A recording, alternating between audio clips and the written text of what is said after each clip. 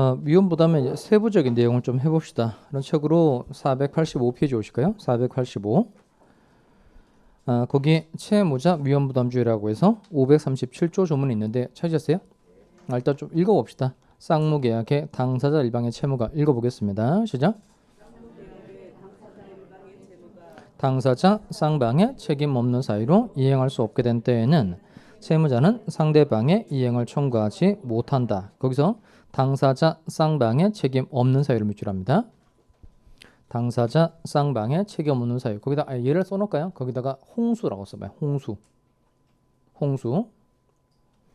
자, 이쪽 그림 보시면 이 홍수가 말해주는 바가 뭐냐면 홍수로 유실이 됐다는 겁니다. 그러면 황소 인도를 못한 것에 대해서 갑이라는 사람에게 잘못이 있어요? 없어요? 없죠. 또 을이라는 사람에게도 잘못이 있다? 없다? 없다는 겁니다. 그럼 밑에 이 홍수가 말해주는 바가 당사자 쌍방의 책임 없는 사유로 이행할 수 없게 됐다는 거예요. 그러면 하나씩 다시 따져봅시다. 이게 홍수니까 황소 인도를 못한 것에 대해서 갑이라는 사람에게 잘못이 있어요? 없어요? 없죠. 그러면 갑의 황소 인도 채무는 존속하는 거예요? 소멸하는 거예요?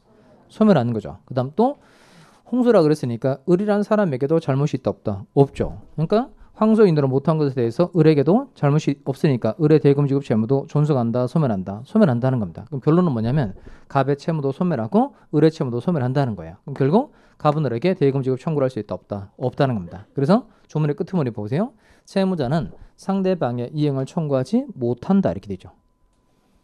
결국 갑은 을에게 갑은 을에게 대금 얼마를 지급해달라고 청구할 수 없다는 거예요. 1,000만 원을 지급해달라고 청구할 수 없다는 겁니다. 근데 간혹 생기는 문제가 뭐냐면 칠판을 볼까요? 계약을 체결한 건 언제죠? 1월 1일이고 황소 인도하고 대금 지급하기로 한 건 3월 1일이에요. 근데 1월 1일에 매매 계약을 체결하면서 우리 계약금 쪽으로 100만 원을 받은 겁니다. 그럼 잔금은 얼마가 되는 거죠? 잔금 900만 원이 되는 거죠. 그럼 실제 2월 1일에 홍수가 나서 황소가 떠내려갔다면 갑의 황소 인도 채무 소멸하고 을의 무슨 채무가 소멸하는 거죠? 잔금 지급 채무가 소멸하는 거죠. 이때는 잔금이 얼마 되는 거죠? 900만 원이 되는 거니까 을의 잔금 지급 채무가 소멸하는 거니까 결국 갑은 을에게 900만 원 지급 청구할 수 있다? 없다? 없다는 겁니다. 근데 문제는 1월 1일에 계약금 쪽으로 받은 돈이 100만 원 있죠. 이 100만 원 다시 돌려줘야 돼요? 돌려줄 필요 없어요? 돌려줘야 된다? 돌려줄 필요 없다? 돌려줄 필요 없다. 그럼 완전 욕심꾸러기가 되는 거죠. 돌려줘야 돼요? 돌려줄 필요 없어요? 돌려줘야 되죠. 왜 돌려줘야 돼? 왜 돌려줘야 되는 이유? 그것도 그 부당이득 반환은 그냥 반환 이름이 부당이득 반환이라는 거고 왜 돌려줘야 되느냐? 왜 돌려줘야 되느냐는 거예요. 그냥 쉬워요. 만약에 계약금을 안 받았을 때는 총 얼마를 지급해달라고 청구할 수 없는 거죠? 1,000만 원. 그러니까 갑이라는 사람에게 갑은 총 얼마의 손해를 입어야 되는 사람이에요? 1,000만 원의 손해를 입어야 되는 사람이에요. 그러니까 계약금을 안 받았을 때에는 총 1,000만 원을 지급해달라고 청구할 수 없는 사람이니까 지금 계약금 쪽으로 100만 원 받았고 달라고 할 수 없는 돈이 얼마죠? 900이죠. 일단 여기까지면서 900만 원 손해가 나는 거니까 100만 원까지 다 돌려줘야만 1,000만 원의 손해가 갑에게 생기게 된다는 겁니다. 즉 계약금을 안 받았을 때는 총 1,000만 원을 다 달라고 할 수 없는 사람이니까 계약금 쪽으로 받은 돈을 당연히 돌려줘야 된다. 돌려줄 필요 없다. 돌려줘야 돼요. 그 돌려주는 반환 이름이 부당이득 반환이라는 겁니다. 내 말 이해돼요? 자, 그래서 밑에 내려올까요? 자, 거기 반대급부 청구권의 소멸 효과 쪽에 봅시다. 효과 쪽에 와서 채무자는 자기 채무를 면하는 대신 채권자에게 반대급부를 청구할 수 있다? 없다? 없다. 반대급부에다가 EX 하시고 매매대금 반대급부에다가 EX 하시고 매매대금 주로 매매계약 사례로 나오니까 반대급부를 청구할 수 없다는 건 대금 지급 청구를 할 수 없다는 걸로 이해하시면 된다는 겁니다. 다만 채무자가 이미 반대급부를 이행받았다면 밑에다가 EX 하시고 계약금 채무자가 이미 반대급부를 이행받았다면 그 이행받았다면 밑에다가 계약금 쓰시고 계약금은 이는 부당이득으로서 끝에가 중요합니다. 반환 하회한다 할 필요 없다. 하회한다는 겁니다. 자, 그러면 칠판 다시 올까요? 이렇게 채무자가 위험부담하는 경우는 몇 조에서 규정하고 있어요? 537조에서 규정하고 있는데 근데 중요한 건 뭐냐면 이걸 기억하셔야 됩니다. 조문의 숫자가 아니고 채무자가 위험을 부담하는 경우는 몇 가지라고요? 한 가지라는 겁니다. 언제 채무자가 위험 부담하는 거죠? 그 537조 아까 밑줄한 부분을 잘 읽어볼까요? 홍수를 생각하면서 사유를 정리를 하셔야 됩니다. 그게 뭐라고요? 당사자 쌍방의 책임 없는 사유. 다시 당사자 쌍방에 책임 없는 사유일 때 누가 위험 부담하는 거예요? 채무자. 자, 그다음 채권자가 위험 부담하는 경우는 538조에서 규정하고 있는데요. 한 장 넘어가서 왼쪽입니다. 한 장 넘어가서 왼쪽. 자, 점 4번 채권자 위험 부담 주의라고 되어 있는 거 찾으셨어요? 538조 1항인데요. 쌍무계약의 당사자 일방의 채무가 한번 읽어봅시다. 시작. 다시 읽어보겠어요. 시작. 쌍무계약의 당사자 일방의 채무가 채권자의 책임 있는 사유로 이행할 수 없게 된 때에는 채무자는 상대방의 이행을 청구할 수 있다. 거기서 이제 잘 밑줄합니다. 채권자의 책임 있는 사유 밑줄하고 거기다 동그라미 1. 채권자예요. 채무자가 아니고 채권자입니다. 그다음 책임 있는 이에요, 없는 이에요? 있는. 채권자의 책임 있는 사유로 인하여 이행할 수 없게 된 때. 그럼 칠판 볼까요? 자, 이번에는 이쪽에 와서요. 그러니까 을의 잘못으로 인해서 황소가 유실이 된 거예요. 누구의 잘못으로? 을의 잘못으로. 을의 잘못으로 황소가 유실이 됐다는 겁니다. 그러면 요 황소 인도를 기준으로 할 때 을의 이름 뭐죠? 채권자죠. 그럼 을의 잘못으로 인해서 황소가 유실이 됐다면은 채권자의 책임 있는 사유로 이행할 수 없게 됐다는 겁니다. 그러면 요 을에게 잘못이 있는 경우니까 갑이라는 사람에게는 아무런 잘못이 있어요, 없어요? 없죠. 그럼 갑에게는 아무런 잘못이 없으니까 갑의 황소 인도 채무는 존속한다, 소멸한다. 소멸한 거죠. 다시. 그러니까 을의 잘못으로 인해서 갑이 황소 인도를 못하게 된 거니까 당연히 이제 갑의 황소 인도 채무를 먼저 해야 돼요. 그러니까 을의 잘못으로 인해서 황소가 이제 떠내려갔잖아요. 그러면 요 갑의 황소 인도 채무는 당연히 존속한다, 소멸한다. 소멸. 자, 그다음에 이제 을의 대금 지급 채무가 어떻게 되겠느냐 이거예요. 그 을의 잘못으로 인해서 황소 인도가 불가능하게 된 거니까 이제 을에게 잘못이 있으니까 을의 대금 지급 채무는 존속한다, 소멸한다. 존속한다는 거예요. 그러니까 갑의 황소 인도 채무는 뭐하고 소멸하고 을의 대금 지급 채무는 존속한다는 겁니다. 어느 경우에 그렇다고요? 채권자의 책임 있는 사유일 때. 채권자의 책임 있는 사유일 때. 갑의 채무는 소멸하고 을의 채무는 존속한다는 겁니다. 그러니까 결국 채무자 갑은 채권자 을에게 이행을 청구할 수 있다 없다. 있다는 거예요. 그래서 조문의 끄트머리가 보세요. 채무자는 상대방의 이행을 청구할 수 있다 없다. 있다는 겁니다. 채무자는 상대방의 이행을 청구할 수 있다 없다. 있다는 거예요. 자, 그러면 채권자가 위험 부담하는 경우는 이제 총 두 가지인데요. 그중에 첫 번째를 하나 해결한 거예요. 자, 그 다음에 두 번째 문제 갑시다. 채권자의 수령이체 중에 찾았어요? 자, 그 두 번째 문제 읽어봅시다. 채권자의 수령이체 중에 읽어보겠어요. 시작.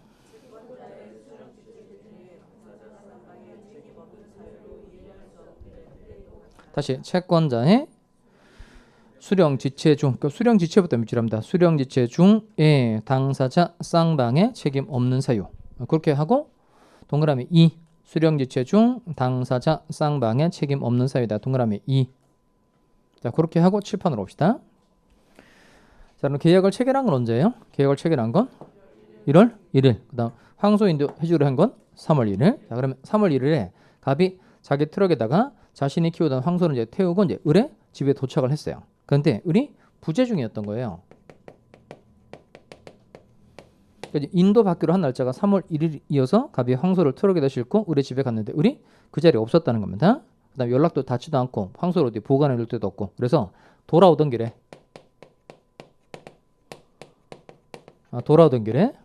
병이 갑 몰래 갑의 황소를 세배 갔다는 겁니다. 자, 그러면 또 사실관계 이렇게 나오면 그 사실관계를 무심하거나 뭐 사실관계 제일 이상하게 생각하시면 안 돼요. 열받으실 필요가 없어요. 그러니까 을이 부재 중이다. 그럼 그 생각하시면 안 돼요. 이 사람은 약속한 날짜 왜 없는 거야? 이렇게 생각하시면 안 됩니다. 그러니까 을이 부재 중이다라는 거 뭘 말해주는 거죠? 에듀윌 유료 회원만의 명품 자료 서비스.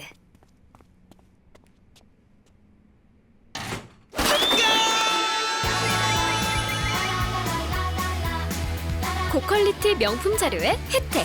오직 에듀윌 유료 회원에게만. 에듀윌.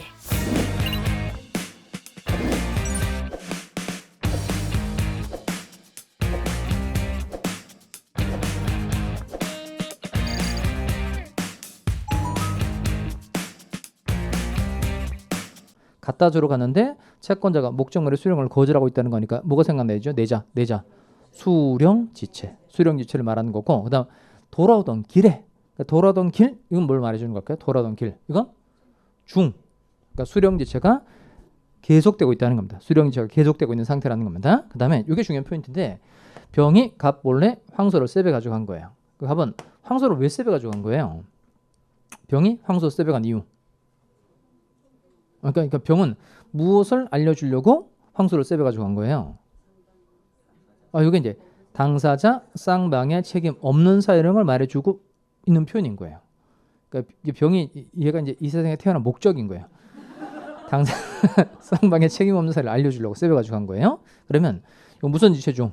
수령 지체 중 당사자 쌍방의 책임 없는 사유로 이제 이행이 불가능하게 됐다는 겁니다. 그러면 전체적으로 보면 갑이라는 사람에게는 아무런 잘못이 있어요, 없어요? 갑 잘못 있다 없다? 없죠. 다 갖다 주러 갔는데 의리 안 받고 있던 중에 병이 갑 몰래 세배 가지고 간 거니까 갑에게는 아무런 잘못이 없는 겁니다. 그러니까 갑의 황소 인도 채무는 존속한다, 소멸한다. 존속해야 돼요, 소멸해야 돼요. 갑한테는 아무런 잘못이 없으니까 갑의 황소 인도 채무는 존속한다, 소멸한다. 소멸. 그다음 을의 대금 지급 채무. 을의 대금 지급 채무는 존속해야 돼요, 소멸해야 돼요. 이건 존속해야 되죠. 왜 존속해야 되죠?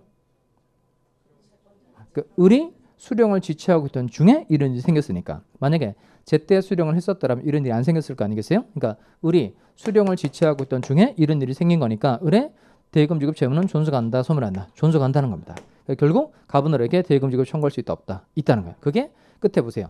채권자의 수령 지체 중에 당사자 쌍방의 책임 없는 사유로 이행할 수 없게 된 때도 같다 이렇게 돼. 같다를 동그라미 하고 그 같다가 말해주는 게 첫 번째 문장에서 찾아서 밑줄 한번 해봐요. 같다라는 게 뭘 말해주는 거죠? 그 채무자는부터 밑줄합니다. 채무자는 상대방의 이행을 청구할 수 있다. 자, 그렇게 바꿔서 두 번째 문장을 읽어보겠습니다. 채권자의 수령지체 중에 읽어보겠어요. 시작. 채권자의 수령지체 중에 당사자 쌍방의 책임 없는 사유로 이행할 수 없게 된 때에도 채무자는 상대방의 이행을 청구할 수 있다. 자, 문제 풀어봅시다. 자, 한 장 넘어가시면 기출엔드 예상 문제라고 되어 있는데 일단 488페이지 먼저 풀어보도록 하겠습니다. 정답 해설 가리고 각 지문마다 하나하나씩 OX 모르면 물음표 이렇게 해보세요.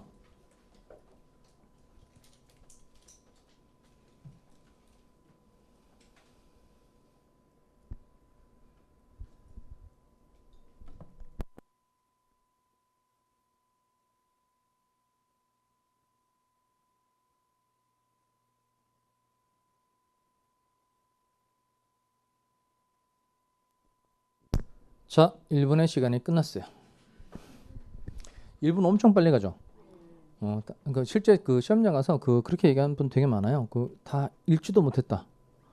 한 30% 돼요. 다 읽지도 못했다. 30%. 그다음에 이게 이게 읽어보고 사실 2번 이상 읽을 시간이 없죠. 그러니까 읽어보고 뭐 또 읽고 이렇게 되는데 그런 문제를 다 못 푼단 말이에요. 그러니까 읽어보고 이게 바로 O인지 X인지 바로바로 돼야 돼요. 그러려면 이게 되게 많이 반복해서 숙달이 돼야 된다는 걸 알 수 있죠. 그러니까 지금 여러분 제가 수업 시간에 하는 설명이 쉬우니까 여러분 이해하기 좋단 말이에요. 근데 여러분 이해됐다는 거에 그치면 안 돼요. 이해했다는 거에 그치면 안 되고 반드시 외우세요라고 하는 걸 외우면서 따라와야 돼요. 그래 자기가 외워서 자기 걸로 만들어 놔야만 문제를 풀 수 있다는 거예요. 그래야 이제 외운 게 있어야 지문에 탁탁탁 보인단 말이에요. 해봅시다. 어쨌든 이게 위험부담에 관한 설명으로 틀린 거 그랬으니까 맞는 것 고르는 거예요. 틀린 거 고르는 거. 틀린 거. 자, 1번 갑시다. 후발적 불능이 당사자 쌍방에게 책임 없는 사유로 생긴 때에는 위험부담의 문제가 발생한다. 위험부담 문제 생겨요, 안 생겨요? 생기죠. 근데 이 경우에는 이제 보니까 당사자 쌍방에게 책임 없는 사유로 그랬으니까 위험부담 문제가 생기는 건 맞는데 채무자가 위험부담하는 거예요? 채권자가 위험부담하는 거예요? 채무자가 위험부담하는 거죠. 다시 지금 후발적 불능이 그다음에 당사자 쌍방에게 책임 없는 사유니까 결국 칠판에 찾아보세요. 뭐 말하는 거예요? 이거 말하는 거죠. 홍수 말하는 거죠. 홍수. 그러니까 당사자 쌍방의 책임 없는 사유로 이행이 불가능하게 됐다는 겁니다. 그럼 위험부담 문제가 발생한다. 위험부담 문제가 생기는 거 맞죠? 네, 얘는 이제 O는 맞는데, 맞는 지문인 거 맞는데 구체적으로 따져보면 채무자가 위험부담하는 경우다, 채권자가 위험부담하는 경우다, 채무자가 위험부담하는 경우라는 겁니다. 그다음 2번 지문의 키워드는 뭐예요? 편무. 그러니까 편무 계약의 경우 원칙적으로 위험부담의 법리가 적용되지 않는다. 맞죠? 아까 위험 부담이 문제가 되려면 전제 조건 세 가지를 갖춰야 한다 그랬죠? 전제 조건 세 가지가 뭐죠? 쌍무 계약에 있어서 채무자의 책임 없는 사이로 후발적 불능이 됐을 때 나오는 문제가 위험 부담이라고 그랬으니까 편무 계약의 경우에는 원칙적으로 위험 부담의 범위가 적용되지 않는다. 맞죠? 근데 3번은 이거 얘는 이제 대상 청구권 내용인데 나중에 하도록 하겠어요. 그다음에 4번에 갑시다. 당사자 쌍방의 귀책 사유 없는 이행 불능으로 매매 계약이 종료된 경우 끊고 이거 위험 부담 문제 생겨요, 안 생겨요? 생기죠. 근데 보니까 당사자 쌍방의 귀책 사유 없는 이행 불능 이렇게 돼 있죠. 그러니까 이건 당사자 쌍방의 책임 없는 사유니까 누가 위험 부담하는 경우에요? 채무자. 그러면 채무자가 위험 부담하는 경우에 갑의 채무도 소멸하고 을의 채무도 소멸한다는 겁니다. 그런데 매도인은 이미 지급받은 계약금을 반환하지 않아도 된다. 이 내용 칠판에 있어요, 없어요? 있죠. 여기죠. 아까 말했던 여기죠. 황소 매매 계약 체결하고 계약금 받았다는 겁니다. 그럼 2월 1일에 홍수로 유실이 돼도 계약금 받은 거 돌려줘야 된다, 돌려줄 필요 없다. 돌려줘야 된다는 겁니다. 그래서 그 포인트는 뭐냐면 그 반환 이름이 중요한 게 아니고 반환해야 되느냐 할 필요 없느냐 이걸 확실하게 기억해야 된다는 겁니다. 그래서 반환하지 않아도 된다고 했으니까 O예요, X요. X. 5번 우리 민법은 채무자 위험 부담주를 원칙으로 한다. 맞죠? 그러니까 갑의 채무가 소멸하면 을의 채무도 같이 소멸을 해서 결국 누가 위험 부담하는 게 원칙이에요? 채무자가 위험 부담하는 게 원칙이라는 겁니다. 그럼 답은 몇 번 내는 거죠? 4번. 그럼 7번 볼까요? 그럼 이때 위험 부담은 아까 전제 조건 세 가지 갖추면 된다 그랬어요. 무슨 계약에 있어서?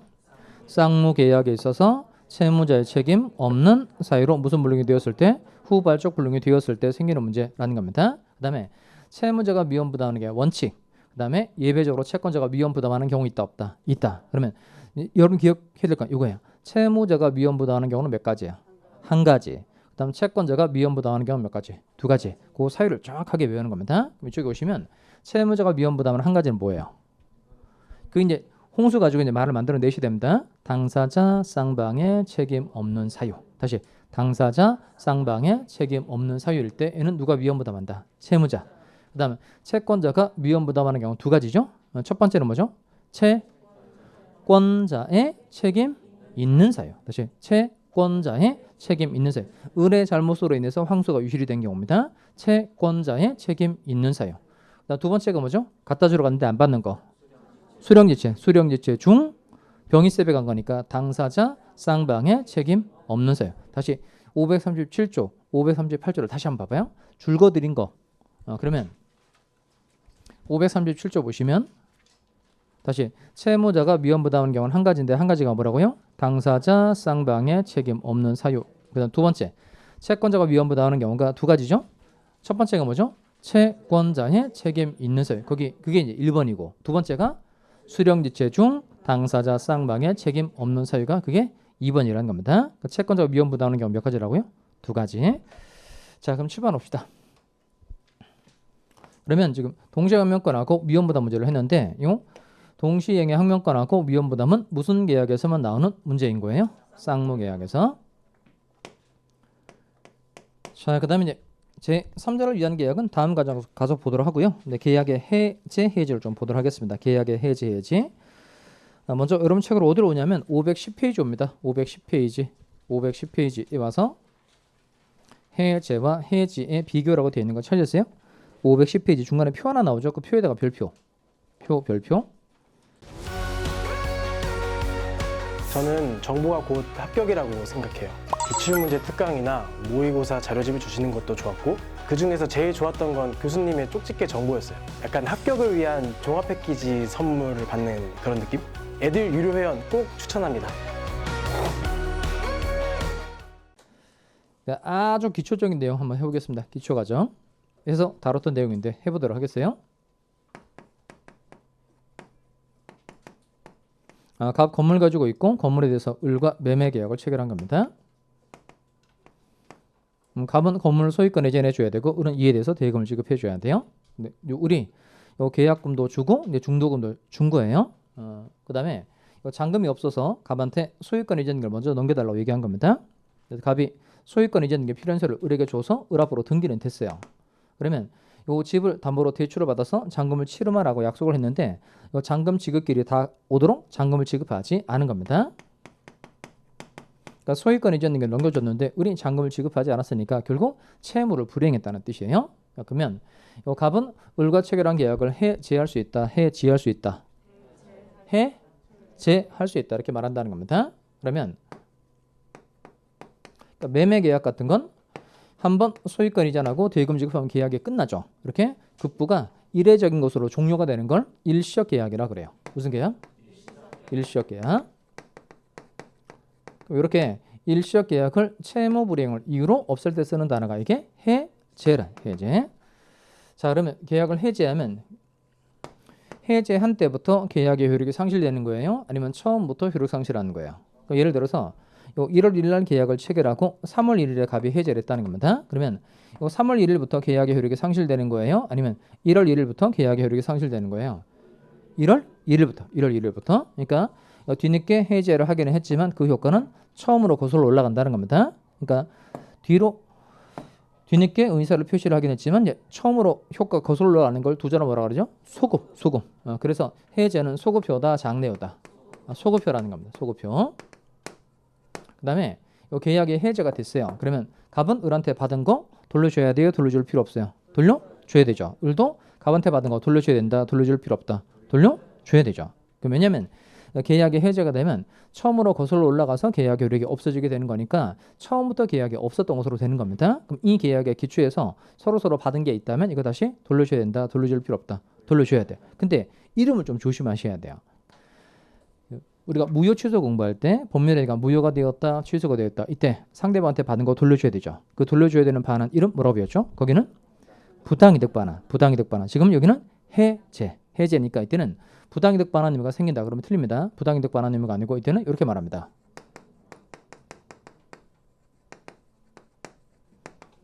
자, 또박또 읽어볼까요? 무슨 의무? 원상회복 의무라고 말해요. 원상회복 의무. 원상회복이 뭐죠? 원상회복. 회복이죠. 이거 원 뭐죠? 원래. 그다음 상태. 복. 되돌리고. 그러면 두 번 되돌리는 건데요. 그러니까 원래의 상태로 그대로란 말을 쓰면 됩니다. 원래의 상태로 그대로 되돌려주는 게 원상회복인 겁니다. 원래의 상태로 그대로 되돌려주는 게 원상회복인 거예요. 그다음에 요 갑이 을의 채무 불이행을 원인으로 이제 계약을 해지하고 난 다음에 갑은 자신에게 손해가 있으면 당연히 손해배상 청구할 수 있다 없다 있죠. 왜냐면 요 잔금 지급하지 않은 거야. 그래서 소유권 넘겨받기로 했는데 우리 이제 잔금을 지급하지 않아서 갑이 계약을 해지했다는 겁니다. 그러니까 우리 소유권 잔금을 지급하지 않아서 갑에게 손해가 생긴 거예요. 그러면 갑은 자신에게 생긴 손해를 을한테 배상해 달라고 청구할 수 있다 없다 있다는 거예요. 그러니까 결국 채무 불이행을 원인으로 계약을 해제한 경우에 해제권자는 자신에게 생긴 손해에 대해서 손해배상을 청구할 수 있다 없다 있다는 거예요. 그럼 이걸 표현할 때 그 해제하고 난 다음에 손해배상을 청구할 수 있어요 없어요? 있어요. 그럼 그런 뜻이 되려면 계약의 해제는 손해배상 청구에 영향을 미친다가 돼야 돼요? 미치지 않는다가 돼야 돼요? 일단 이게 그 조문 문제니까 풀 줄 알아야 됩니다. 그러니까 다시 계약 해제하고 난 다음에 갑은 손해배상 당연히 청구할 수 있어요 없어요? 있죠. 그럼 손해배상 청구할 수 있는 건 맞는데 손해배상을 할 수 있다 이런 뜻이 되려면 계약의 해제가 손해배상 청구에 영향을 미친다가 돼야 돼요? 미치지 않는다가 돼야 돼요? 미치지 않는다가 돼야 돼요. 그러니까 해제하는 거 하고 손해배상 청구하는 건 전혀 별개라는 뜻이 돼야 됩니다. 국어를 좀 해야 되겠네요. 국어. 이거 한번 해봐야 돼요. 그럼 계약 해제하고 손해배상 청구하는 게 있어요. 그러면 이때 계약 해제가 손해배상 청구에 영향을 미친다. 그 말은 뭐냐면 이 계약을 해제하면 자기가 준 거 돌려받을 수 있죠. 그러면 계약 해제해서 자기가 준 거 돌려받을 수 있단 말이에요. 이게 원상회복 청구예요. 그러면 이 계약을 해제해서 원상회복 청구를 한 게 손해배상 청구한 건 다 영향을 미친다는 거예요. 그러니까 계약 해제해서 원상회복을 받으면 손해배상까지 다 한 것으로 봐준다는 뜻이 되는 거예요. 그 다음에 계약 해제가 손해배상 청구에 영향을 미치지 않는다 그 말은 해제해서 자기가 준 거 돌려받는 이 원상회복하고 그 다음 손해배상 청구는 별개라는 거예요. 그러면 해제해서 원상회복을 받은 거하고 손해배상 청구가 별개니까 해제해서 자기가 준 거 돌려받고 따로 손해 있으면 또 손해배상 청구할 수 있다 없다 있다는 거예요. 그러니까 손해배상을 청구할 수 있다는 뜻이 되려면 계약의 해제는 손해배상 청구에 영향을 미친다, 미치지 않는다 이렇게 돼야 된다는 겁니다. 이해돼요? 자, 그 다음에 또 잘 보세요. 여기까지가 한 게 이제 해제. 자, 이번에는 갑이 건물 가지고 있고 건물에 대해서 을과 임대차 계약을 체결한 겁니다. 자, 그런데 을이 이익의 차임에게 달하도록 차임을 연체했어요. 차임을 연체했다는 겁니다. 그럼 차임을 지급하지 않으면 이 임대차 계약을 갑이 뭐 할 수 있죠? 해지할 수 있죠. 그럼 지난번에 지상권 할 때 지상권의 경우에 지상권자가 어느 정도 지로 체납했을 때 뭘 할 수 있죠? 일단 지상권자가 몇 년 이상? 2년 이상 지로 체납했을 때 지상권 설정자는 지상권을 해제할 수 있다고 해야 돼요? 해지할 수 있다고 해야 돼요? 소멸청구죠. 소멸청구. 거기는 소멸청구. 지상권자가 2년 이상의 지료를 지급하지 아니한 때에는 지상권 설정자는 지상권의 소멸을 청구할 수 있다. 거기는 소멸청구란 단어를 써야 되고 해지를 쓰면 안 되는 겁니다. 아시겠죠? 자, 그러면 이제 임대차 계약의 경우에 이제 임차인이 이익의 차임에 달하도록 차임을 연체했다는 겁니다. 그럼 임대차 계약을 해지할 수 있다. 해지. 그러면 그 소멸청구는 언제 쓰는 거냐면 걔는 물권일 때 쓰는 거야. 물권. 그다음 전세권자가 사용 목적 위반한 거예요. 그러니까 주거용 건물인데 뭐 용처럼 썼다는 겁니다. 그러니까 사용 목적을 위반했다. 그러면 전세권 설정자가 전세권을 해지할 수 있다. 소멸청구. 그러니까 물권인 경우에는 그 해지에 대응되는 단어가 소멸청구라는 거고요. 그다음에 매매 계약, 임대차 계약은 얘는 물권이다, 채권이다.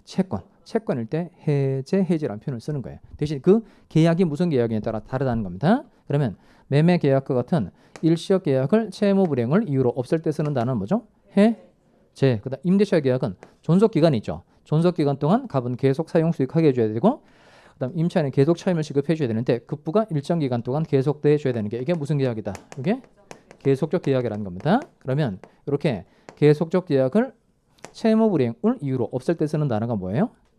해지. 그럼 민법상 임대차의 경우에는 이익의 차임에 달하도록 차임을 연체하면 임대차 계약을 해지할 수 있는 겁니다. 주택 임대차는 몇 개예요? 주택 임대차의 경우에도 임차인이 차임 지급하지 않으면 임대차 계약을 해지할 수 있죠. 그건 2개예요, 3개예요? 2기죠. 2개. 상가 임대차 3기죠. 3기. 그러니까 3기는 어디에만 나오는 거냐면 상가 건물 임대차만 나와요. 상가 건물 임대차만 3기가 나오고 나머지들은 다 2기. 그러니까 민법상 임대차든 주택 임대차든 다 2기. 대신 지상권은 2년 이상 이렇게 돼 있어요. 그럼 이럴 수 있겠어요? 지상권 2년 이상. 그다음 민법상 임대차 2기. 그다음에 주택 임대차 2기. 상가 임대차 3기. 그럼 외울 수 있겠네요. 지상권 2년 이렇게 하면 돼요. 이상은 이제 빼고 이제 숫자만. 자, 지상권 2년. 그다음 주택 민법상 임대차 2기. 주택 임대차 2기. 상가 임대차 3기. 할 수 있겠어요? 지상권 2년. 민법 2기. 주택 2기. 상가 3기. 그러니까 민법은 왜 2기예요? 민법이라서 그렇죠. 주택은 2기죠. 왜 주택 2기. 상가는 3기. 왜 3기죠? 상가라서. 맞출 수 있겠어요? 그다음 지상권을 틀리면 안 돼요. 지상권은 2년.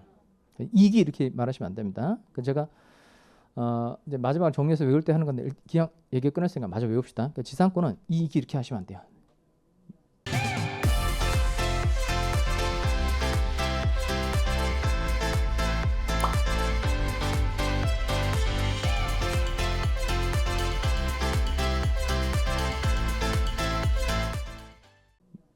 인년.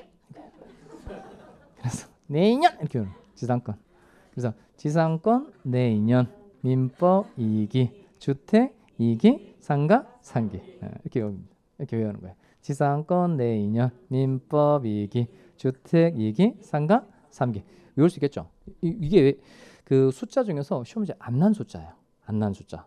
그러니까 의미 있는 숫자가 몇 가지 있거든요. 그 중에 나올 때마다 정리해 드릴 테니까 외웁니다. 지상권 내년, 민법 2기, 주택 2기, 상가 3기. 자, 그럼 다시 원래대로 와서 임대차 계약의 경우에 차임을 지급하지 않은 겁니다. 그럼 임대차 계약으로 뭐 할 수 있죠? 해지. 그러면 이때 임대차 계약을 이제 해지를 한 거예요. 그러면 여기가 이제 첫 스타트 기산점이고 여기가 만료점인데 요 시점에 이제 해지를 한 거예요. 그러면 해지한 때부터 계약 효력이 상실되는 거예요? 아니면 처음부터 효력 상실하는 거예요?